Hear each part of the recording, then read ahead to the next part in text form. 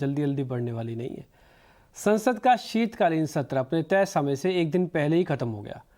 29 नवंबर से शुरू हुए इस शीतकालीन सत्र का कितना कामकाज हुआ, कौन से बिल पास हुए, कौन से अटक गए, आइए जरा देख लेते हैं। लोकतंत्र के अंदर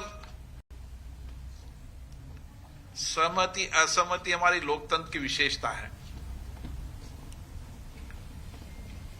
मेरी कोशिश रहती है कि महत्वपूर्ण विषयों पर, महत्वपूर्ण मुद्दों पर, महत्वपूर्ण विधेयकों पर आपस में चर्चा हो, संवाद हो। जिन विषयों पर चर्चा संवाद से सहमति निकलती है उसके भी प्रयास करते हैं, लेकिन सहमति नहीं हो तो कम से कम असहमति की बात भी सदन के पटल पर आए, इसके लिए भी मेरा प्रयास रहता है। इस साल का ये आखिरी सत्र था जो कि एक दिन पहले ही खत्म हो गया। अब सीधा बजट सेशन शुरू होगा नए साल में, लेकिन इसमें और क्या क्या हुआ, कौन कौन से बिल पास हुए, कितने बिल पास हुए, बताने के लिए हमारे सहयोगी प्रकाश प्रियदर्शी हैं। प्रकाश, बताएं आप। देखिए, पार्लियामेंट का विंटर सेशन जो है अपने तय समय से एक दिन पहले आज समाप्त हुआ है। संसद के दोनों ही सदन अनिश्चितकाल के लिए स्थगित हो गए हैं। इस दौरान सरकार ने 12 बिल पेश किए, जिसमें से जो 10 इम्पॉर्टेंट बिल है उसको पास कराने में सफलता सरकार को दोनों ही सदनों से मिली है। कामकाज की प्रोडक्टिविटी की अगर आप बात कर लें तो लोकसभा में जो प्रोडक्टिविटी इस दौरान रही वो 82% के आसपास रही और राज्यसभा में ये 47% के आसपास रही। जो इम्पोर्टेंट बिल पास हुए हैं उसका मैं जिक्र कर दूं जल्दी। Delhi special police establishment amendment bill 2021, इसको सरकार ने पास करा लिया।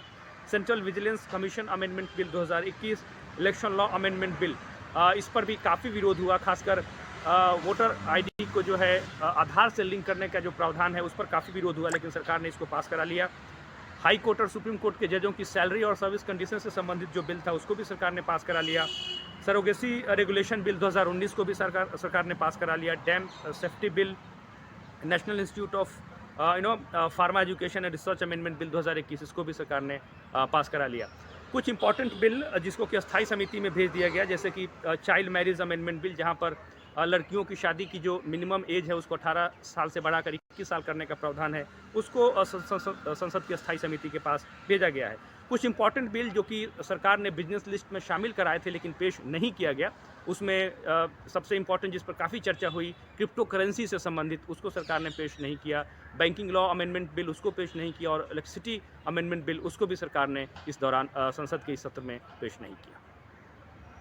प्रकाश, बहुत शुक्रिया। इलेक्ट्रिसिटी बिल, क्रिप्टो और जो सदन की इस बार शुरुआत हुई थी वो थी किसानों से जुड़े हुए बिल को वापस लेने से। फिलहाल इस बुलेटिन से इतना ही। एक छोटा सा ब्रेक होगा, ब्रेक के बाद कम्युनिटी मार्केट की खबरें होंगी। नमस्कार।